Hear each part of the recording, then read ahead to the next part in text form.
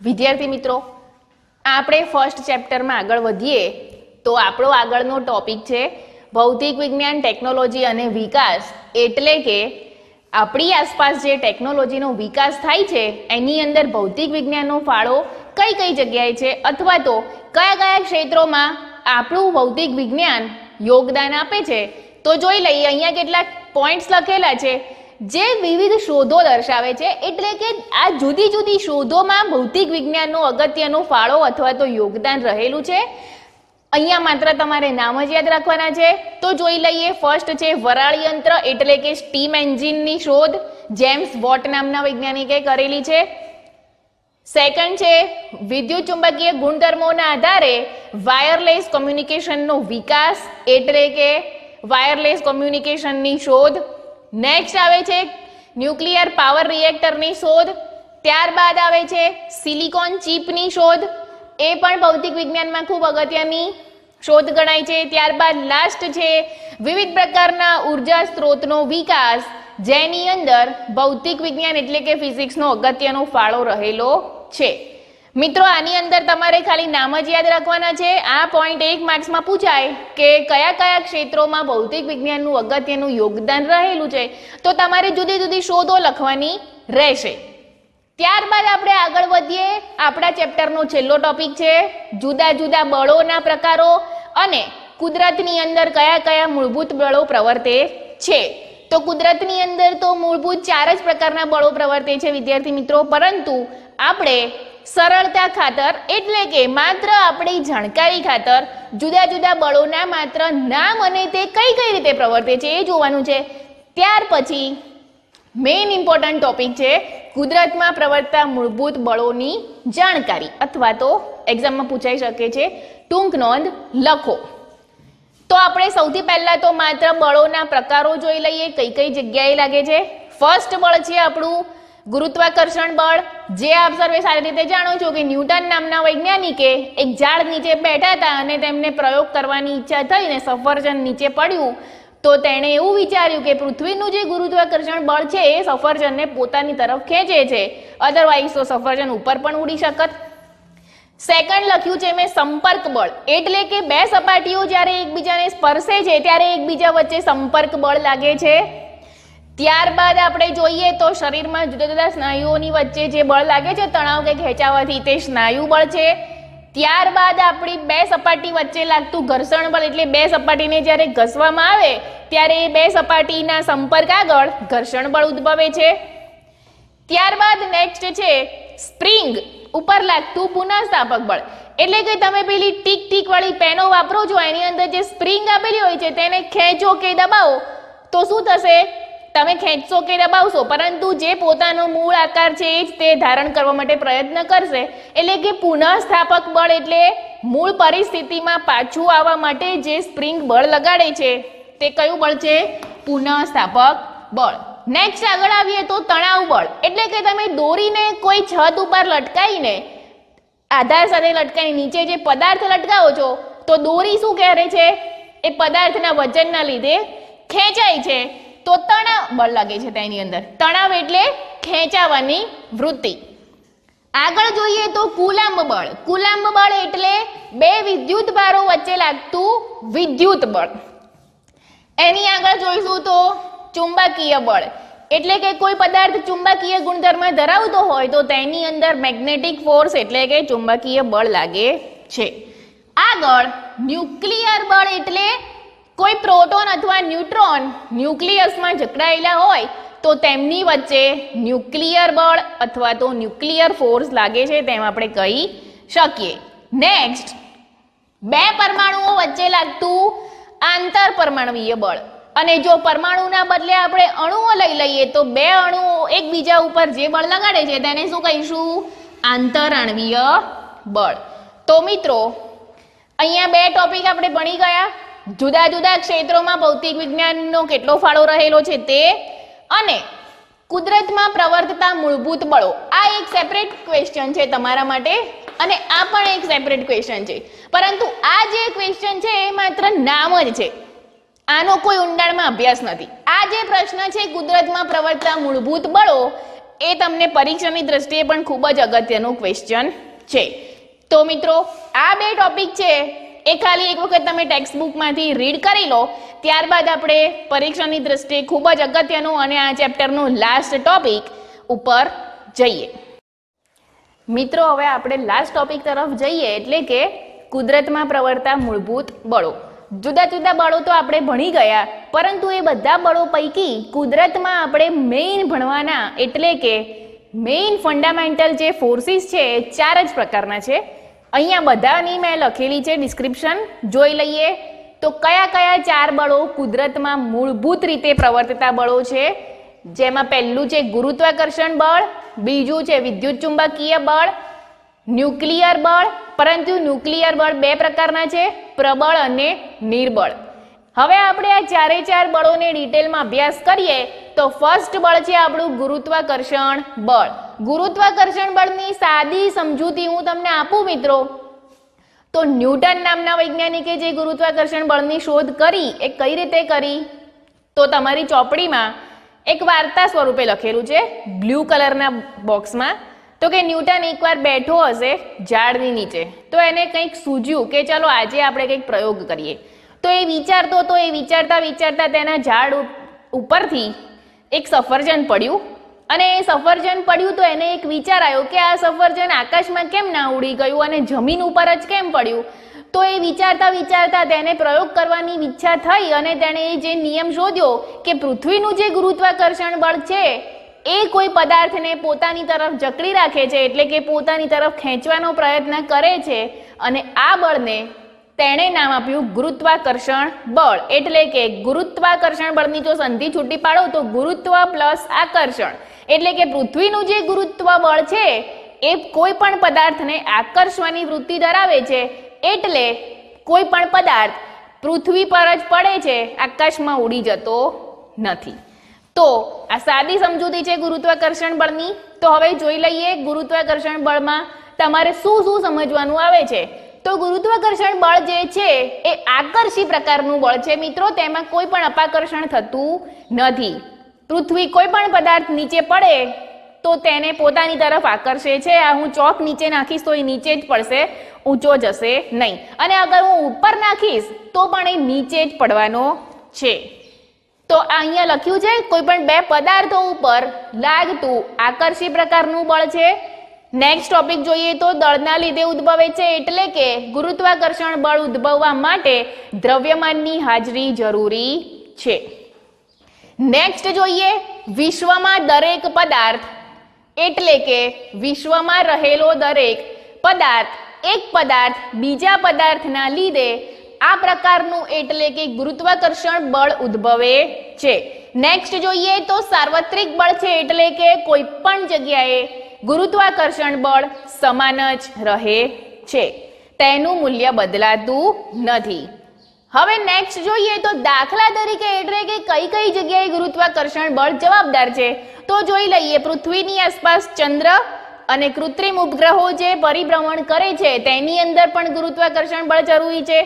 Next ઉદાહરણ જોઈએ તો સૂર્યની આસપાસ જે ગ્રહોનું પરિભ્રમણ છે તેમાં પણ ગુરુત્વાકર્ષણ બળ જરૂરી છે. આગળ વધીએ તો પૃથ્વી ઉપર પડતા પદાર્થની ગતિ માટે પણ ગુરુત્વાકર્ષણ બળ જવાબદાર છે. મેં તમને ફોર એક્ઝામ્પલ આ ચોક નીચે પાડીને જોયું તો ચોક ક્યાં પડ્યો મિત્રો?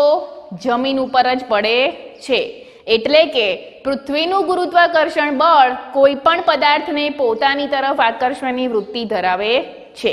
તો હવે આપણે જોઈ ગયા ગુરુત્વાકર્ષણ બળ. નેક્સ્ટ જોઈએ વિદ્યુત ચુંબકીય બળ.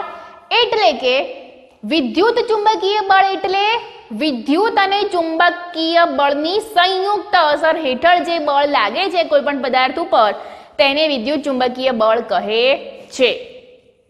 જોઈએ આની અંદર એનું જે વર્ણન છે તે વિદ્યુત ભારિત કણો ઉપર આ બળ લાગે છે. એટલે કે જે પદાર્થ વિદ્યુત ભાર ગ્રહણ કરે છે, ધારણ કરે છે, તેના ઉપર વિદ્યુત ચુંબકીય બળ લાગે છે. હવે નેક્સ્ટ લખ્યું છે વિદ્યુત ચુંબકીય જે બળ છે વિદ્યાર્થી મિત્રો તે આકર્ષી પ્રકારનું પણ હોઈ શકે છે અને અપાકર્ષી પ્રકારનું પણ હોઈ શકે છે. તમને એવું થશે કે આકર્ષી અને અપાકર્ષી એટલે શું? તો 2 સમાન પ્રકારના વિદ્યુત ભારો હોય 2+ અથવા તો 2- એ શું કરશે? એકબીજાને અપાકર્ષણ કરવાનું વૃત્તિ ધરાવશે, એટલે કે બે સમાન એટલે કે સહજાતીય વિદ્યુતભારો એકબીજાને અપાકર્ષવાનો સ્વભાવ ધરાવે છે તો આ બળ અપાકર્ષણ હશે. હવે બે વિરુદ્ધ એટલે કે એક ધન હોય તો એક ઋણ હોય તો તે બંને એકબીજાની નજીક આવશે, પ્લસ અને માઇનસ એકબીજાની નજીક આવશે, એટલે વિજાતીય વિદ્યુતભારો હશે તો તે બંને એકબીજાને આકર્ષવાનો સ્વભાવ ધરાવશે. તો બે ધન હશે તો અપાકર્ષણ થશે, એક ધન અને એક ઋણ હશે તો આકર્ષણ થશે. તો અહીંયા મેં લખ્યું એ પ્રમાણે કુદરતમાં પ્રવર્તતું વિદ્યુત ચુંબકીય બળ આકર્ષી પણ હોઈ શકે છે અને અપાકર્ષી પણ હોઈ શકે છે. તે વિદ્યુત ભારના મૂલ્ય ઉપર આધારિત છે. નેક્સ્ટ જોઈએ તો હવે વિદ્યુત ચુંબકીય બળનો એક્ચ્યુઅલી ખ્યાલ આવશે તો જ્યારે બે વિદ્યુત ભારો સ્થિર હશે એટલે કે સ્થિર જકડાયેલા હશે તો વિદ્યુત બળ લાગશે, અને જો તે વિદ્યુત ભારોને આપણે ગતિ કરાવીશું તો ગતિમાન વિદ્યુત ભારોમાં ચુંબકીય બળ ઉદ્ભવે છે. હવે આપણે જોઈએ તો વિદ્યુત અને ચુંબકીય ક્ષેત્રની સંયુક્ત અસરને અલગ નથી પાડી શકતા આપણે, એટલે કે વિદ્યુત ચુંબકીય અસરને સાથે જ સ્ટડી કરવો પડતો હોવાથી વિદ્યુત ચુંબકીય બળ કહેવામાં આવ્યું છે. એકલું વિદ્યુત બળ પણ ના હોય, એકલું ચુંબકીય બળ પણ ના હોય, કોઈ પણ પદાર્થ વિદ્યુત અને ચુંબકીય બળની સંયુક્ત અસર હેઠળ જ ગતિ કરતો હોવાથી આ બળને આપણે વિદ્યુત ચુંબકીય બળ કહીશું, ઇલેક્ટ્રોમેગ્નેટિક ફોર્સ. નેક્સ્ટ, આ જે બળ છે ગુરુ અંતરીય એટલે કે લાંબા અંતર સુધી પ્રવર્તતું બળ છે, તે ખૂબ જ લાંબા અંતર સુધી પણ પ્રવર્તી શકે છે. નેક્સ્ટ અહીંયા લખ્યું છે કે કોઈ પણ માધ્યમની જરૂર પડતી નથી, એટલે કે આ બળને લાગવા માટે કોઈ પણ માધ્યમની જરૂર નથી, દરેક માધ્યમમાં વિદ્યુત ચુંબકીય બળ લાગી શકે છે. નેક્સ્ટ આપણે જોઈ લઈએ કે ગુરુત્વીય બળ કરતા જે વિદ્યુત ચુંબકીય બળ છે તે કેવું છે? પ્રબળ છે, સ્ટ્રોંગ છે. નેક્સ્ટ આગળ વધીએ. બે પ્રોટોન વચ્ચે લાગતા ગુરુત્વીય આકર્ષણ બળ કરતા વિદ્યુત બળ જે છે એ 10⁻36 એટલે કે 10⁻36 ગણું એટલે કે 10⁻36 ગણું પ્રબળ છે. હવે મિત્રો 10⁻36 એટલે 1/36 મીંડા એટલે બહુ જ મોટી સંખ્યા થઈ ગઈ, એની પ્રબળતા ખૂબ જ વધારે છે. આગળ આ જે બળ છે કઈ ક્ષેત્રે ભાગ ભજવે છે? તો પરમાણુ, અણુ, તેની સંરચના એટલે પરમાણુનું જે સર્જન થાય છે તેની સંરચના થાય છે, જેની રચના થાય છે તેમાં અણુઓની રચનામાં અને રાસાયણિક પ્રક્રિયાના ગતિશાસ્ત્રમાં આ બળ મહત્વનો ભાગ ભજવે છે. તો આપણે બે ફોર્સ જોઈ ગયા મિત્રો, ગુરુત્વાકર્ષી બળ, વિદ્યુત ચુંબકીય બળ. હવે આપણે થર્ડ ફોર્સ ભણવાનું છે, ન્યુક્લિયર ફોર્સ એટલે કે ન્યુક્લિયર બળ. પરંતુ આ ન્યુક્લિયર બળના બે પ્રકારો છે, એક તો પ્રબળ ન્યુક્લિયર બળ અને બીજું નિર્બળ ન્યુક્લિયર બળ. તો આનું હવે આપણે ડિસ્ક્રિપ્શન જોઈ લઈએ. તો પહેલું છે પ્રબળ ન્યુક્લિયર બળ. એટલે પ્રબળ ન્યુક્લિયર બળ કોની વચ્ચે લાગે છે? તો ન્યુક્લિયસની અંદર જે પ્રોટોન અને ન્યુટ્રોન રહેલા છે તેની અંદર પ્રબળ ન્યુક્લિયર બળ લાગે છે, સ્ટ્રોંગ ન્યુક્લિયર ફોર્સ. તો અહીંયા મેં લખ્યું છે કે આ બળ પ્રોટોન અને ન્યુટ્રોનને ન્યુક્લિયસમાં જકડી રાખવા માટે જવાબદાર બળ છે. હવે કોની વચ્ચે લાગે છે? તો પ્રોટોન વચ્ચે પણ લાગે, પ્રોટોન ન્યુટ્રોન વચ્ચે પણ લાગે અને બે ન્યુટ્રોન એટલે કે બે પ્રોટોન, બે ન્યુટ્રોન, એક પ્રોટોન અને એક ન્યુટ્રોન, આ બધાની વચ્ચે પ્રબળ ન્યુક્લિયર બળ લાગે છે. ત્યાર પછી મેં છેલ્લામાં છેલ્લું લખ્યું છે કે ઇલેક્ટ્રોનની ઉપર આ બળ લાગતું નથી. કેમ? તો કે ઇલેક્ટ્રોન એ કદી ન્યુક્લિયસમાં જકડાયેલા નથી હોતા, તે ઇલેક્ટ્રોન જે ન્યુક્લિયસની આસપાસ જે કક્ષાઓ આવેલી છે એની અંદર સતત પરિભ્રમણ કરતા હોય છે, એટલે એની અંદર સ્ટ્રોંગ ન્યુક્લિયર ફોર્સ લાગતો નથી. ત્યારબાદ અહીંયા મેં લખ્યું તે પ્રમાણે પ્રબળ ન્યુક્લિયર બળ જે છે વિદ્યુત ભાર ઉપર આધારિત નથી. નેક્સ્ટ, બધા જ બળોની અંદર સૌથી પ્રબળ જો બળ હોય તો કયું છે? પ્રબળ ન્યુક્લિયર બળ એટલે કે એકદમ સ્ટ્રોંગ ફોર્સ છે. ત્યારબાદ વિદ્યુત ચુંબકીય બળ કરતા 100 ગણું વધારે પ્રબળ છે. વિદ્યુત ચુંબકીય બળ જે છે એ ગુરુત્વાકર્ષી બળ કરતા પ્રબળ છે. સ્ટ્રોંગ ન્યુક્લિયર ફોર્સ એટલે કે પ્રબળ ન્યુક્લિયર બળ છે એ તો આપણા ચારે ચાર બળોની અંદર સૌથી વધારે પ્રબળ છે. ત્યારબાદ શું કીધું છે? લઘુ અંતરીય એટલે કે ખૂબ જ ટૂંકા અંતરોમાં આ બળ લાગે છે, એટલે કે ખૂબ દૂર રહેલા વિદ્યુત ભારો ઉપર સ્ટ્રોંગ ન્યુક્લિયર એટલે કે પ્રબળ ન્યુક્લિયર ફોર્સ લાગી શકતો નથી. આપણું જે ન્યુક્લિયસ હોય છે ને વિદ્યાર્થી મિત્રો, એની ત્રિજ્યા તો ખૂબ જ સૂક્ષ્મ હોય છે, 10⁻⁻15 મીટર જેટલી. એટલે મેં અહીંયા લખ્યું છે કે અવધિ જે છે તમારા ફોર્સની સ્ટ્રોંગ ન્યુક્લિયર બળની કેટલી છે? 10⁻15 મીટર. એટલે આપણું જે ન્યુક્લિયસ છે ને પરમાણુ કેન્દ્ર એ કેટલી ત્રિજ્યા ધરાવે છે? 10⁻15. એટલે 10 ની પાછળ 15 મીંડા નહીં, પરંતુ 1/10 ની પાછળ 15 મીંડા. એટલે કે ખૂબ જ સૂક્ષ્મ અંતરો માટે પ્રબળ ન્યુક્લિયર ફોર્સ લાગે છે. તે કેવું છે? લઘુ અંતરીય છે, તેની પ્રબળતા ખૂબ જ વધારે છે. અને કેટલી છે? તો વિદ્યુત ચુંબકીય બળ કરતાં પણ તે 100 ગણી વધારે પ્રબળતા ધરાવે છે. તો આપણે જોઈ ગયા ગુરુત્વાકર્ષી બળ, વિદ્યુત ચુંબકીય બળ, પ્રબળ ન્યુક્લિયર બળ, અને લાસ્ટ જે આપણું બળ છે કુદરતનું મૂળભૂત બળ, તે કયું છે? નિર્બળ ન્યુક્લિયર બળ. નિર્બળ ન્યુક્લિયર બળ જે છે સ્ટ્રોંગ ન્યુક્લિયર બળ કરતાં ઓપોઝિટ છે. તો જોઈ લઈએ. ન્યુક્લિયસમાંથી જ્યારે બીટા કણોનું ઉત્સર્જન થશે ત્યારે કયું બળ લાગે છે? નિર્બળ ન્યુક્લિયર બળ. બીટા કણો એટલે એક પ્રકારના ઇલેક્ટ્રોન્સ. જોઈએ, બીટા કણનું ઉત્સર્જન થાય તે દરમિયાન ન્યુક્લિયસમાંથી ઇલેક્ટ્રોન અને ન્યુટ્રિનો ઉત્સર્જાય છે. ઇલેક્ટ્રોન એટલે ન્યુક્લિયસની આસપાસ જે કક્ષાઓ આવેલી છે તેની અંદર જે વિદ્યુતભારિત કણો પરિભ્રમણ કરે છે, ઋણ વિદ્યુતભારિત, તેને ઇલેક્ટ્રોન કહે છે. ન્યુટ્રિનો એટલે એ પણ એક પ્રકારના પાર્ટિકલ્સ છે, કણો છે. તો આ બળ જે છે ગુરુ અંતરીય એટલે કે નિર્બળ છે. ખૂબ જ દૂર રહેલા વિદ્યુત ભારો ઉપર આ બળ લાગતું હોવાથી, દૂર એટલે ગુરુ અંતર એટલે ખૂબ જ મોટું અંતર, અને લઘુ અંતર એટલે ખૂબ જ સૂક્ષ્મ. જેટલા તમે નજીક રહેશો એટલી તમારામાં સ્ટ્રોંગનેસ એટલે કે પ્રબળતા રહેશે, જેટલા દૂર રહેશો એટલી અંતર વધી જશે એટલે નિર્બળતા આવશે. ત્યારબાદ ગુરુત્વીય બળ કરતા પ્રબળ અને પ્રબળ ન્યુક્લિયર બળ અને વિદ્યુત ચુંબકીય બળ કરતા નિર્બળ છે. એટલે કે વીક ન્યુક્લિયર ફોર્સ એટલે નિર્બળ ન્યુક્લિયર જે બળ છે તેની પ્રબળતા કેટલી છે? તો ગુરુત્વીય બળ કરતા પ્રબળ. એટલે કે ગુરુત્વીય બળ કરતા નિર્બળ ન્યુક્લિયર બળ કેવું છે? વધારે સ્ટ્રોંગ છે. પરંતુ વિદ્યુત ચુંબકીય બળ અને સ્ટ્રોંગ ન્યુક્લિયર બળ કરતા ઓછું પ્રબળ છે. તો આની અવધિ કેટલી છે વિદ્યાર્થી મિત્રો? 10⁻16 એટલે કે 10⁻15 કરતા 10મા ભાગની છે. તો મિત્રો 4 પ્રકારના બળો આપણે જોઈ ગયા. આ જે બળો છે એની જે ટૂંક નોંધ છે, એની જે સમજૂતી છે એ તમને ક્વેશ્ચનમાં સેપરેટલી પણ પૂછાઈ શકે છે. એટલે ફોર એક્ઝામ્પલ, ગુરુત્વાકર્ષણ બળ વિશે સમજૂતી આપો, વિદ્યુત ચુંબકીય બળ વિશે સમજૂતી આપો, ન્યુક્લિયર બળ વિશે સમજૂતી આપો, અથવા ટૂંક નોંધ લખો, આવો ક્વેશ્ચન પણ પૂછાઈ શકે છે. એટલે ફર્સ્ટ ચેપ્ટરનો મોસ્ટ ઇમ્પોર્ટન્ટ ક્વેશ્ચન જો આપણે કેવો હોય તો કયો છે? કુદરતમાં પ્રવર્તતા મૂળભૂત બળોની સમજૂતી આપો અથવા તેના માત્ર નામ જણાવો. 1 માર્ક્સમાં પૂછાશે તો નામ પૂછાશે, 2 માર્ક્સમાં પૂછાશે તો થિયરી ટાઈપ ક્વેશ્ચન હશે. તો હવે આ ટોપિક પછી માત્ર એક જ ટોપિક આપણી માટે બાકી વધે છે, અને તે છે બળોનું એકીકરણ. તો મિત્રો આપણે જ્યારે ફર્સ્ટ ચેપ્ટર ભણતા હતા ત્યારે આપણે એકીકરણ અને ન્યૂનીકરણ જોયું હતું.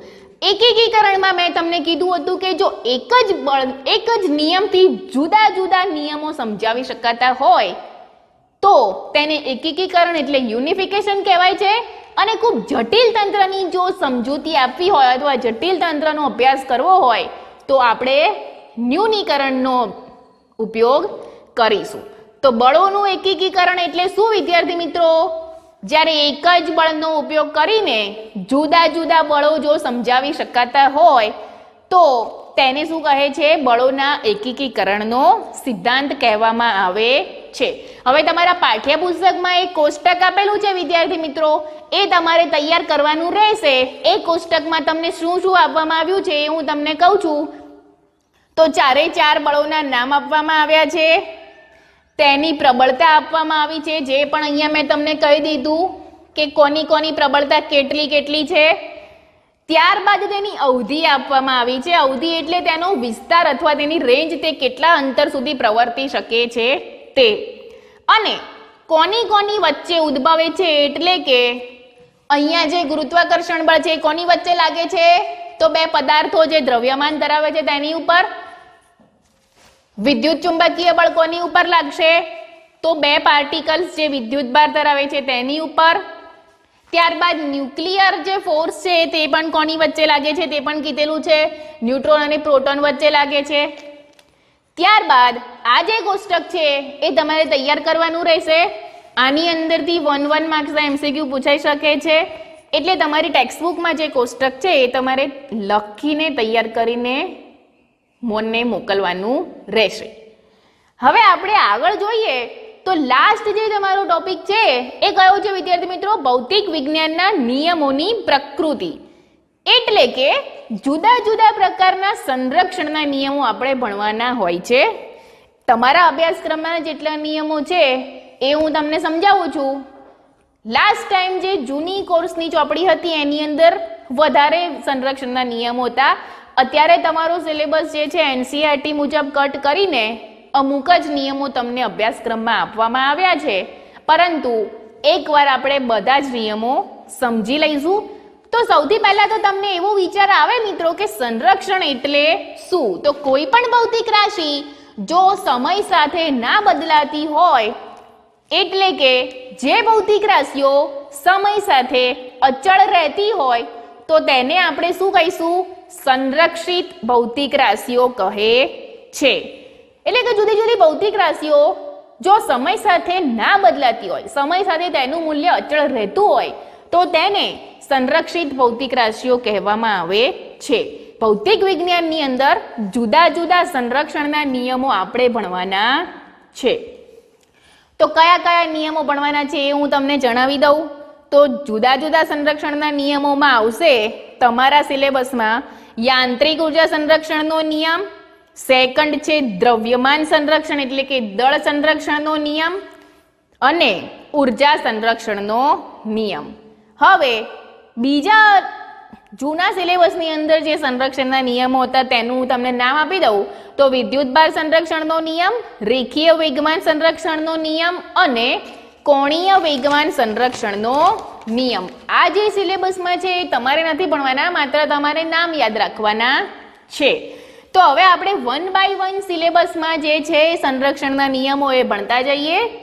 આની અંદર કોઈ ગણતરી કે કોઈ એક્ઝામ્પલ નથી, માત્ર તમને થિયરી ટાઈપ જ આ ચેપ્ટર છે, એટલે આપણે રીડ કરીને પણ તમે તૈયાર કરી શકો છો. તો ફર્સ્ટ જે સંરક્ષણનો નિયમ છે એ છે યાંત્રિક ઉર્જા સંરક્ષણનો નિયમ. તો જોઈ લઈએ. તો જો બાહ્ય સંરક્ષણ બળની અસર હેઠળ તંત્રની ગતિ માટે સ્થિતિ ઉર્જા અને ગતિ ઉર્જાનો સરવાળો જો અચળ રહેતો હોય, તો તેને કહેવામાં આવે છે યાંત્રિક ઉર્જા સંરક્ષણનો નિયમ. એટલે કે યાંત્રિક ઉર્જા એટલે સ્થિતિ ઉર્જા અને ગતિ ઉર્જાનો સરવાળો. ધેટ મીન્સ કે સ્થિતિ ઉર્જા અને ગતિ ઉર્જાની સંયુક્ત ઉર્જાને શું કહેવામાં આવે છે? યાંત્રિક ઉર્જા. અને આ જો સમય સાથે અચળ રહેતી હોય તો આ નિયમને શું કહીશું આપણે? યાંત્રિક ઉર્જા સંરક્ષણનો નિયમ. ત્યારબાદ આવે છે દ્રવ્યમાન સંરક્ષણ એટલે કે દળ સંરક્ષણનો નિયમ. શું કહે છે? તો કે રાસાયણિક પ્રક્રિયા દરમિયાન જો નિપજોનું ટોટલ દળ એ પ્રક્રિયકોના ટોટલ દળ જેટલું જ રહેતું હોય, એટલે કે દ્રવ્યનો નાશ ના થતો હોય, તો તેને દ્રવ્યમાનનું સંરક્ષણ થયું તેમ કહેવાય. એટલે કે પ્રારંભિક અને અંતિમ દ્રવ્યમાન જો અચળ રહેતા હોય રાસાયણિક પ્રક્રિયા દરમિયાન, તો તેને દ્રવ્યમાન સંરક્ષણનો નિયમ કહે છે. છેલ્લું જે ટોપિક છે ઉર્જા સંરક્ષણનો નિયમ. તો ઉર્જા સંરક્ષણનો નિયમ એટલે વિશ્વમાં રહેલી કુલ ઉર્જાનો નાશ પણ થતો નથી અને નવી ઉર્જા સર્જન પણ થતી નથી. માત્ર શું થાય છે? એક ઉર્જાનું બીજા ઉર્જામાં એટલે કે એક સ્વરૂપમાંથી બીજા સ્વરૂપમાં રૂપાંતરણ, તેને શું કહીશું? ઉર્જા સંરક્ષણનો નિયમ કહેવામાં આવે છે. હવે મિત્રો તમને એક ક્વેશ્ચન પૂછાય છે કે આઇન્સ્ટાઈનનું દળ અને ઉર્જાનો સંબંધ ધરાવતું સૂત્ર લખો.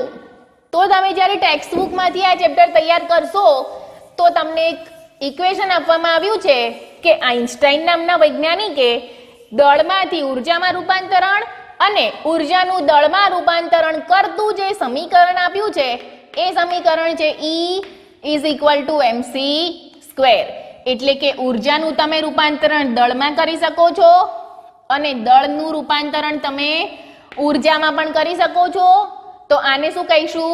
આઇન્સ્ટાઈનનું સમીકરણ, જેની અંદર E બરાબર ઉર્જા, m બરાબર દળ અને c બરાબર પ્રકાશનો વેગ.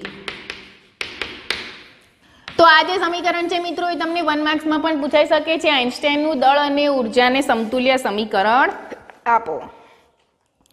નેક્સ્ટ ટોપિક છે વિદ્યુતભાર સંરક્ષણનો નિયમ, રેખીય વેગમાન સંરક્ષણનો નિયમ અને કોણીય વેગમાન સંરક્ષણનો નિયમ. આના માત્ર નામ યાદ રાખવાના છે. આ તમારી સિલેબસમાં આપેલું નથી. વધારાની સમજૂતી માટે તમને આ આપવામાં આવ્યું છે બ્લુ કલરના બોક્સમાં, એટલે એ તમારા સિલેબસમાં છે નહીં. તો મિત્રો તમારું આ જે ફર્સ્ટ ચેપ્ટર છે એ આજે અહીંયા કમ્પ્લીટ થાય છે. હું તમને જે હોમવર્કના ક્વેશ્ચન મોકલું ગ્રુપમાં એ તમારે લખીને મને મોકલવાના રહેશે. નેક્સ્ટ લેક્ચરમાં આપણે ચેપ્ટર નંબર 2ની શરૂઆત કરીશું.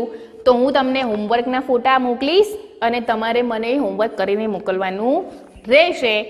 અને ચેપ્ટર નંબર 1 એ તમારી એકમ કસોટીમાં સિલેબસમાં આપેલું છે, જેથી તમારે તૈયાર પણ કરવાનું રહેશે. ત્યાં સુધી થેન્ક યુ.